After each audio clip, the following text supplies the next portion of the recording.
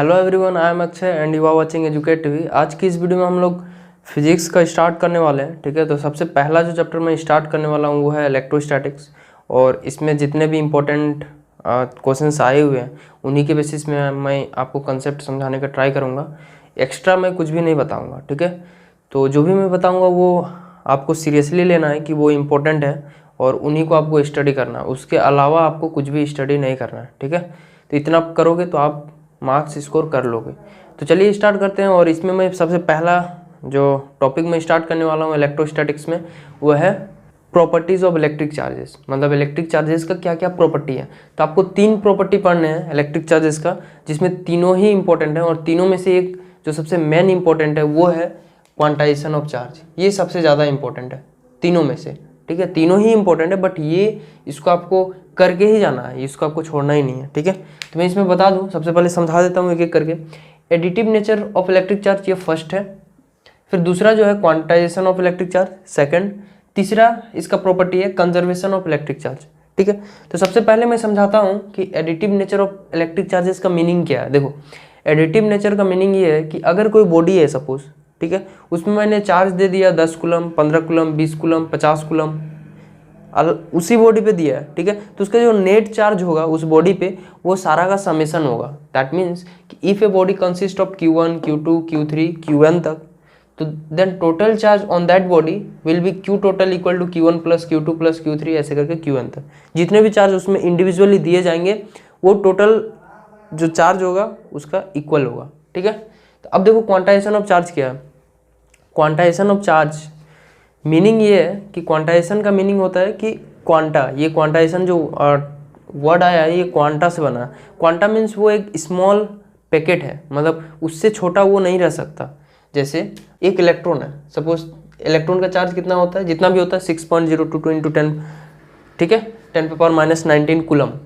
तो वहाँ से आप ई सपोज उसको ई से दिखाते हैं, तो अगर ई है यानी कि इलेक्ट्रॉन, तो एक इलेक्ट्रॉन रह सकता है, 2 इलेक्ट्रॉन रह सकता है, 3 इलेक्ट्रॉन रह सकता है, लेकिन ऐसा कभी नहीं हो सकता कि 1.5 इलेक्ट्रॉन रह जाए।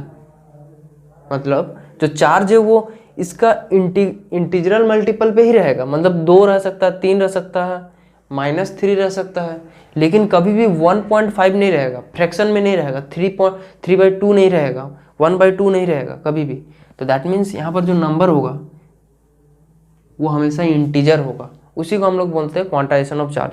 अगर प्रैक्टिकल लाइफ में उसको समझें तो इसका मीनिंग ये है कि कोई बॉडी है उसमें या तो 1 इलेक्ट्रॉन के बराबर चार्ज रह सकता है, 2 इलेक्ट्रॉन के बराबर चार्ज रह सकता है, या फिर 3 इलेक्ट्रॉन के बराबर चार्ज रह सकता है, लेकिन कभी भी 1 इलेक्ट्रॉन और हाफ इलेक्ट्रॉन का चार्ज नहीं रह सकता। दैट मीन्स 1.5 इलेक्ट्रॉन का चार्ज नहीं रह सकता कभी भी।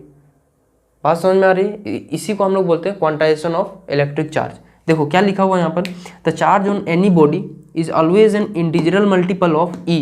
ई क्या है यहाँ पर, where e is charge of 1 electron. ठीक है, अब मैं यहाँ बात करता हूँ कंजर्वेशन ऑफ इलेक्ट्रिक चार्ज। ये तो सबसे आसान है, ये सबको पता होगा। Conservation of mass, conservation of energy, जैसे ये सारी चीज़ आपने पढ़ रखा है। तो उसी तरह से यहाँ है कंजर्वेशन ऑफ इलेक्ट्रिक चार्ज। इसका मीनिंग भी सेम टाइप का है कि electric charge can neither be created nor it can be destroyed. मतलब आप इलेक्ट्रिक चार्ज को क्रिएट नहीं कर सकते कहीं से। अगर सपोज मैं एक बॉडी दे रहा हूँ आपको और आपको बोल रहा हूँ कि इस बॉडी पे आप मेरे को पॉजिटिव चार्ज दो, तो आप क्या करोगे, या तो वहाँ से इलेक्ट्रॉन हटाओगे या फिर कहीं एक्सटर्नल से आप पॉजिटिव चार्ज दोगे। लेकिन अगर आप एक्सटर्नल से कहीं से पॉजिटिव चार्ज दे रहे हो तो डेफिनेट है कि वो भी पॉजिटिव चार्ज किसी नेगेटिव चार्ज के हटने से बना है। मीनिंग ये है कि आप कोई चार्ज को क्रिएट नहीं कर सकते और डिस्ट्रॉय भी नहीं कर सकते। प्लस अगर कहीं पर है तो दैट मीन्स उसका माइनस भी कहीं पर है। अगर कहीं पर 1 इलेक्ट्रॉन का चार्ज आपने स्टोर करके रखा है, तो जब स्टोर किया तो वहाँ से एक पॉजिटिव चार्ज भी क्रिएट हुआ है। ठीक है, इंडिविजुअली दोनों अलग अलग क्रिएट नहीं हो सकते कि डायरेक्टली पॉजिटिव चार्ज आ गया कहीं से, नहीं। अगर पॉजिटिव चार्ज आया दैट मीन्स कहीं ना कहीं उसका नेगेटिव चार्ज भी है। ठीक है, तो उसी को यहाँ बोलते हैं एनर्जी कैन, उसी तरह से बोलते हैं ना, energy can neither be created nor it can be destroyed.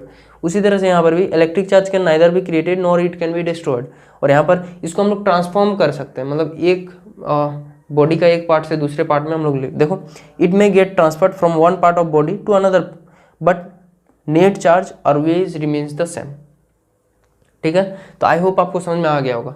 Next जो टॉपिक मैं लेने वाला हूँ वो है इलेक्ट्रिक फील्ड लाइंस का प्रॉपर्टीज़, ठीक है। और इसमें मैं साथ पैरेलली उसको भी कंसिडर करूँगा यहाँ पर मैग्नेटिक, ठीक है। इलेक्ट्रिक का जब भी मैं इलेक्ट्रिक फील्ड लाइंस का प्रॉपर्टीज़ बता रहा हूँ दैट मीन्स वो सारे प्रॉपर्टीज़ मैग्नेटिक फील्ड लाइंस के लिए भी वैलिड है, बट अंतर ये रहेगा जहाँ पर भी मैं इलेक्ट्रिक वर्ड यूज करूँगा वहाँ पर आपको मैग्नेटिक वर्ड यूज करना, तो वो चेंज हो जाएगा किसमें, मैग्नेटिक फील्ड लाइंस का प्रॉपर्टीज़ में, ठीक है। तो चलिए मैं आपको दिखाता हूँ कि क्या क्या उनके प्रॉपर्टीज़ हैं और मेन जो प्रॉपर्टीज़ हैं उन्हीं को मैं यहाँ पर डिस्कस करूँगा।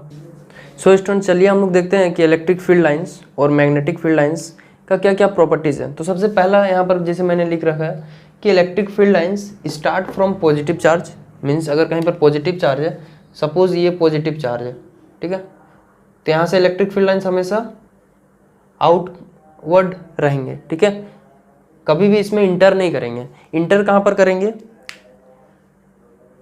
Eight negative charge. टर्मिनेट का मीनिंग है यहाँ पर इंटर, यहाँ पर आप इंटर भी लिख सकते हो, इंटर एट नेगेटिव चार्ज। अब देखो यहाँ पर यही सेंटेंस, ये जो मैंने प्रॉपर्टी बताया था पहला प्रॉपर्टी, इसी में हम आप लोग यहाँ पर मैग्नेटिक फील्ड भी यूज कर सकते हो। यहाँ पर आप लिख दो कि मैग्नेटिक फील्ड, तब ये किसका प्रॉपर्टी हो जाएगा, मैग्नेटिक फील्ड लाइंस का। देखो कैसे, magnetic field lines start from north pole and terminate at south pole. बात समझ में आ रही है। और जहां पर भी चार्ज लिखा हुआ है वहां पर आपको चार्ज नहीं लिखना, वहां पर आपको पोल लिखना है, ठीक है। और जहां पर पॉजिटिव चार्ज है वहां पर नॉर्थ पोल, और जहां पर नेगेटिव चार्ज है वहां पर साउथ पोल, ओके। दूसरा नंबर में जो लिखा हुआ है वो है tangent at any point on electric field lines shows the direction of electric field at that point. इसका मीनिंग क्या है, इसको समझाता हूँ। जैसे ये इलेक्ट्रिक फील्ड लाइंस का डायरेक्शन इधर है, ठीक है, इसी को मैं एग्जांपल लेता हूँ। तो इसमें देखो यहाँ पर कोई भी पॉइंट, अगर सपोज इस पॉइंट की बात करें, इस पॉइंट में टेंजेंट किधर है, इस डायरेक्शन में, तो उस डायरेक्शन में उस पॉइंट पे इलेक्ट्रिक फील्ड का डायरेक्शन है, ठीक है, वही शो करता है टेंजेंट। नेक्स्ट जो है वो two field lines never intersect each other, मतलब दो फील्ड लाइंस कभी भी इंटरसेक्ट नहीं करते हैं एक दूसरे को। ये आप मैग्नेटिक फील्ड में भी अप्लाई कर सकते हो, ठीक है। सारे चीज़ चारों जो पॉइंट मैंने यहाँ पर लिखवाए हैं चारों आप मैग्नेटिक के लिए अप्लाई कर सकते हो। क्या लिखोगे इसमें, tangent at any point on magnetic field lines shows the direction of magnetic field at that point. जहाँ पर इलेक्ट्रिक है वहाँ पर मैग्नेटिक यूज करना है, जहाँ पर पॉजिटिव है वहाँ पर नॉर्थ पोल यूज करना है, और जहाँ पर नेगेटिव चार्ज है वहाँ पर साउथ पोल यूज करना। नेक्स्ट जो है two field lines never intersect each other, ये तो उसमें भी अप्लाई कर सकते हो डायरेक्टली, कोई चेंज नहीं करना। Two magnetic field lines never intersect each other. Fourth जो नंबर है वो है electric field is stronger where the electric field lines are closer. इसको आप अगर मैग्नेटिक के केस में अगर लिखना चाहोगे तो कैसे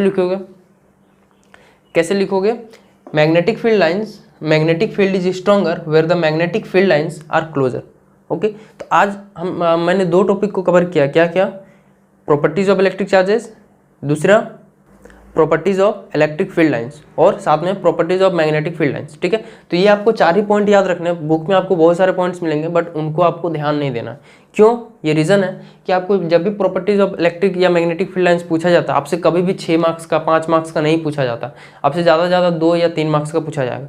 तो 2 मार्क्स 3 मार्क्स के लिए 4 पॉइंट्स लिखना सफिशियंट है, आपको फुल मार्क्स मिलेगा। तो आज की इस वीडियो में इतना ही। अगले वीडियो में हम लोग देखेंगे इसके आई थिंक 2 या 3 लेक्चर इसके होंगे इलेक्ट्रोस्टैटिक्स के, और 2-3 लेक्चर में ये पूरा चैप्टर खत्म हो जाएगा, ठीक है। तो आज की इस वीडियो में इतना ही, मिलते हैं अगले वीडियो में, तब तक के लिए see you and have a good day.